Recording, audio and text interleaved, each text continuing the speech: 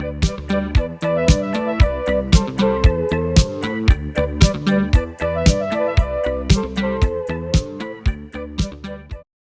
there, hey, it's your girl, Deja, and the host of Black and Wild, the podcast. On today's episode, I'm going to go over the executive orders, specifically telling my story of how my work was affected by the executive orders. What is an executive order? I will define it. And essentially, the goal of these next few episodes is to highlight those who identify as being a part of underrepresented communities and how they have been impacted by the executive orders. I'm not seeing much representation in media of folks who identify as being a part of underrepresented communities or marginalized communities that are affected by the executive orders. There has been, from what I have seen, much emphasis placed on public lands and how federal employees have been affected. My goal is to touch on how other organizations, agencies, people in different fields other than just public lands or work related to DEI have been affected by the executive orders. So first, let's start with what is an executive order?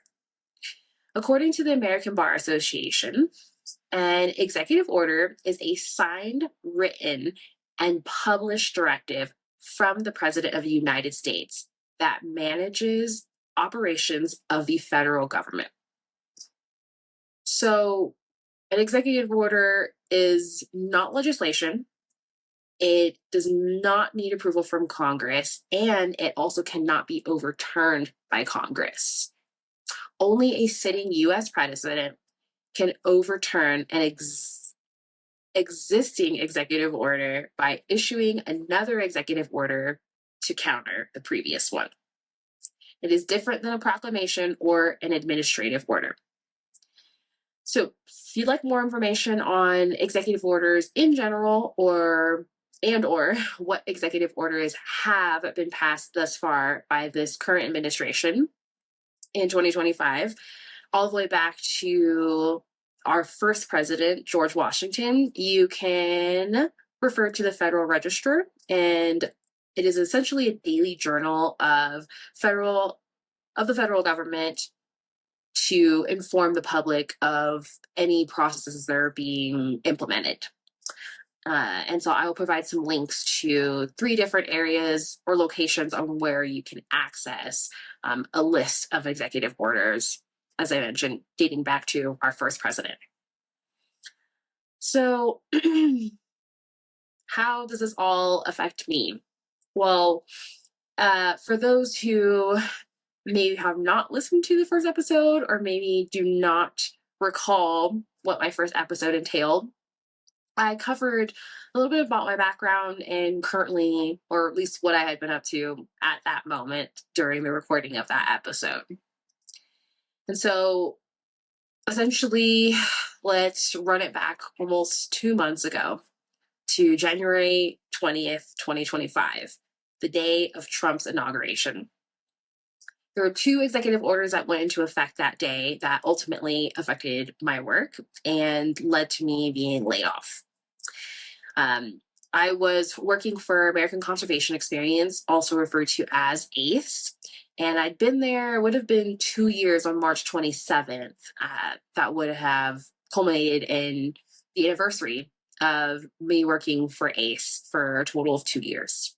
I was the NPS Academy member manager, so I was managing an internship program for the National Park Service that focused on diversifying the workforce within the national parks.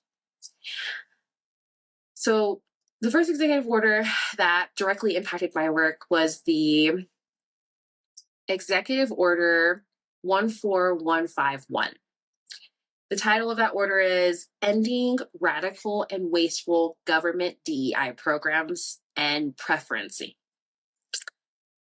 So essentially, what that order consisted of was dismantling or undoing the executive orders put into place by the Biden administration that was focused on diversity, equity, and inclusion, and implementing that in all aspects of the federal government. And that executive order that focused on implementing DEI in the federal government was Executive Order 13985. That was titled Advancing Racial Equity and Support for Underserved Communities Through the Federal Government. And the goal of the executive order that Trump released on January 20th, that was focused on removing any DEI-related programs or work within the federal government, was to eliminate public waste and shameful discrimination from that previous executive order. According to the American Bar Association, this executive order was focused on coordinating the termination of all discriminatory programs, including illegal DEI and diversity, equity, inclusion, and accessibility mandates, policies, programs, preferences, and activities in the federal government under whatever name they appear. To carry out this directive, the director of OPM, with the assistance of the Attorney General, as requested, shall review, revise, as appropriate, all existing federal employment practices, union contracts, and training policies or programs to comply with this order. So that happened on January 20th. I figured, this may not directly apply to me because I was not working for a federal agency.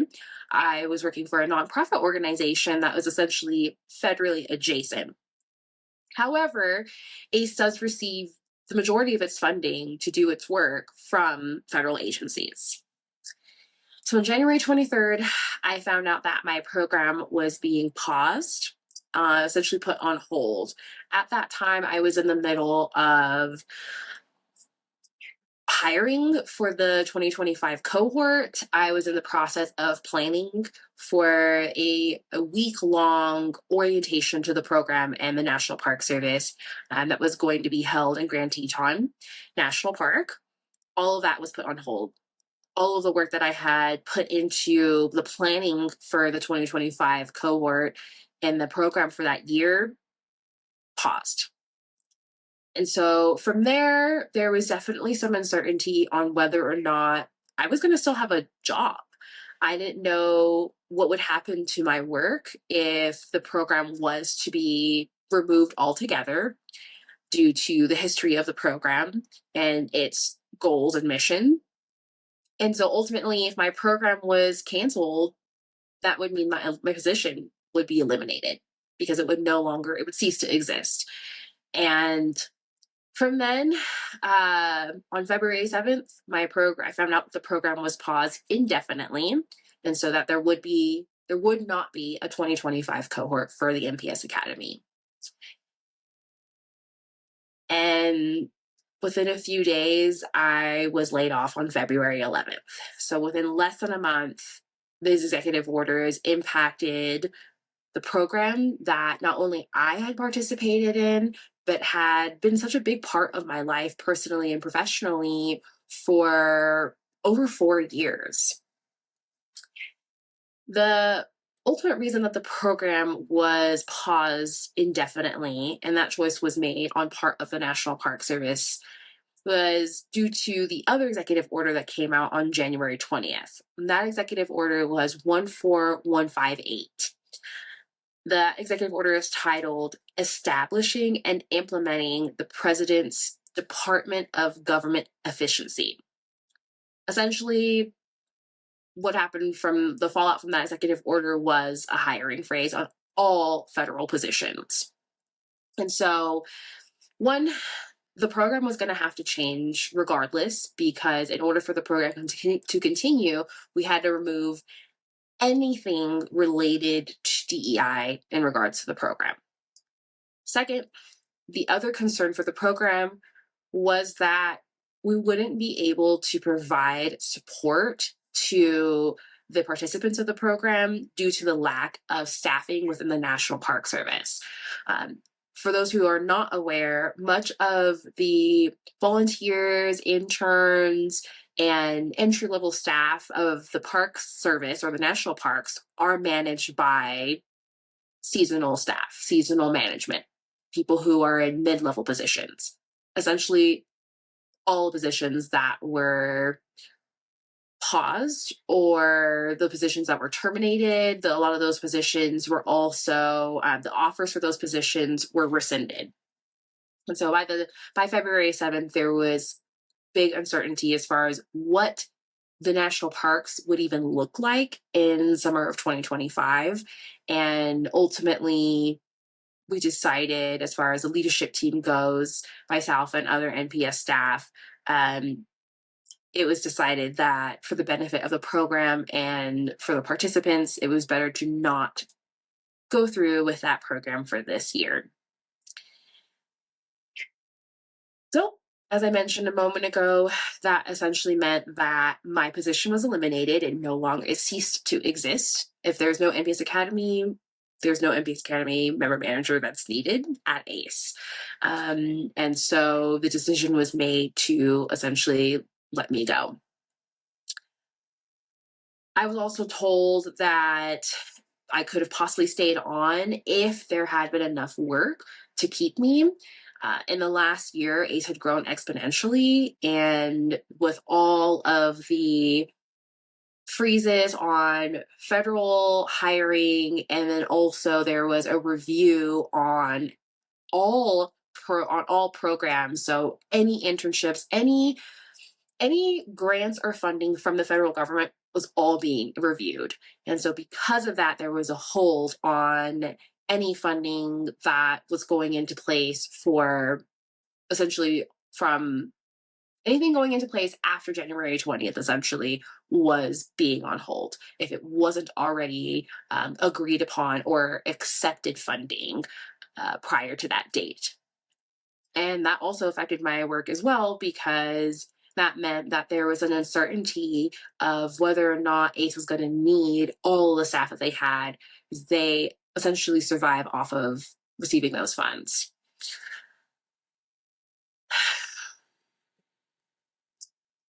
So yeah, that's tough because although there have been court cases to reinstate federal employees who were laid off or terminated, I was technically not a federal employee. And so, unfortunately, because my program is right now does not exist, or the program I was managing, and I have no clue what's happening now as far as what funds have been unfrozen and what agreements with the federal government have been honored as far as funding to internship programs and other partnerships with the National Park Service or other federal agencies. I'm in this limbo. And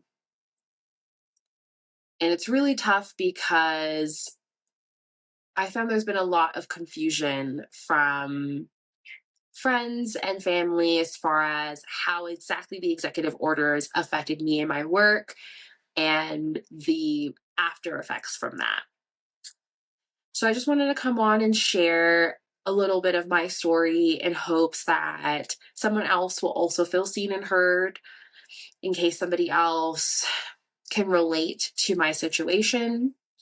I'm going to post another episode in a couple of weeks of some friends, some colleagues who are also in the outdoor community who have also been impacted, and they all identify as being a part of underrepresented or marginalized communities. And my goal is to highlight other fields of work, other industries, other people who have been impacted other than just white park rangers. Because the effects of these executive orders are extensive, I highly recommend that you go on to the Federal Register to look at the list of executive orders. I read through them today, and I mean, honestly, every single person is being impacted, whether Doesn't matter what your demographic is, doesn't matter whether you have children or not.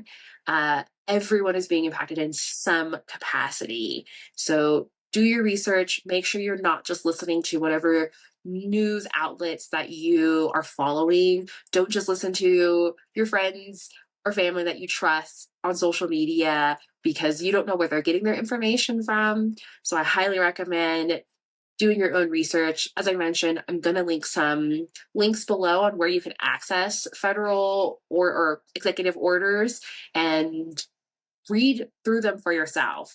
It's on there, it's open to the public to be able to read through that information. I do want to note that the opinions represented in this episode are not representative of any organization or federal agency. They are solely my own opinions or factual definitions that I found online from credible sources that I will also, as I mentioned, link below. Otherwise, I just want to send so much love and gratitude to my own community, and whether that's people that I've met through my work, and also just people who have known me for years. There's been such an outpouring of love and support from my community and chosen family. And I just want to do a shout out to you guys. Thank you so much. This has been a really tough time of me grieving something that was such a big part of my life. Having been a participant in that program and benefiting from it in such positive ways through the people I was connected to, the experiences that I had, participating in the MBS Academy was almost a confirmation for me that I was on the right track. I was working on my career. And I always thought when the MBS Academy program, when I was done with that program, my time had come to an end, naturally, that I would return back to the National Park Service as a federal employee. And given the circumstances, I don't know if that's going to be an option for me, whether it's due to the lack of opportunities or the fact that just the way that this administration is going, I don't know if certain agencies or organizations will still be in alignment with my values and goals due to them needing to simply survive. I understand there are quite a bit of people who are in positions where their hands are tied, and anybody who is in a leadership position with any federal agency or nonprofit organization that is federally adjacent, I just want to send you so much love and positive energy because I can only imagine what it's been like to be in the position that you have been in and that you will probably continue to be put in for the next almost 4 years. With that being said, I will wrap up. As I mentioned, I will be posting another episode where I will be sharing some stories from other folks who've also been impacted by the executive orders. And I just want to share that from what I have learned from this time and through conversations with friends is that now more than ever, it is so important to lean on your community. It is time for us to band together. Those of us who feel like we have been wrongly attacked or targeted, we are feeling like we're being silenced by this administration, it is time for us to band together. We have to stand together in solidarity now more than ever if we are going to be able to see a light at the end of this tunnel and find a way through. I have no clue what that looks like yet, but I will tell you this. I'm so glad I have this channel, this podcast, to be able to use my platform to further emphasize the inequities in public lands and the outdoors, to highlight the importance and the positives of diversity, and to hopefully help everyone feel like they deserve to be included in outdoor spaces, whether that's through your recreation, through working, living, whatever that means. You matter and you deserve to be here too. Until next time, thank you for joining me today. Don't forget to like, share, and subscribe the podcast. You can find the podcast on YouTube. We have an Instagram channel that is blk.in.wild,